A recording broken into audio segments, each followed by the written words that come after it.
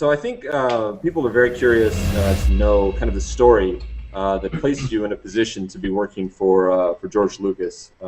Let's maybe kind of hear a little bit of the spiel. You mentioned that you moved to Los Angeles a number of years ago, and I'm sure there was a professional journey that led you to working for Lucas. So maybe you could share a little bit about that journey. I ended up working with a director, Kevin Monroe, who would later go on to direct the Teenage Mutant Ninja Turtle film.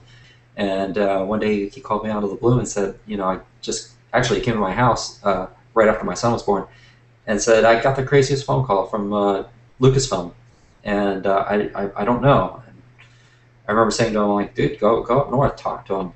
Just go up and talk to George Lucas. That'd be freaking awesome. What a great opportunity, to meet somebody like that, and a legend in filmmaking. And I didn't think very much of it until about 4 months later. He rang me saying, hey, I'm started at Skywalker and we need to talk. And so we did, and within about 2 or 3 months, I was at the Skywalker, and I spent a good 4 or 5 months before George stepped in working with us on a project. And it started to be a really surreal moment. It was the last thing I think I ever expected in my life, was to get a phone call and going, well, let's go and let's do some experimental filmmaking with George Lucas. That's terrific. And in terms of his process with respect to editorial, I mean, is he very involved? What's it like to work with him in the editorial process? He's extremely involved in the cutting room. George is an editor first and foremost, and he knows how to sculpt picture.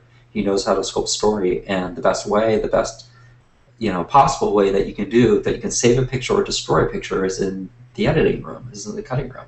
Performances are made and destroyed in a cutting room, and George is the master at that.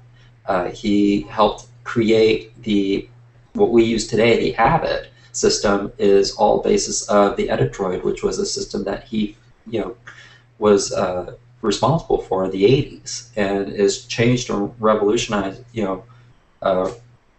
filmmaking today, that we do everything digitally.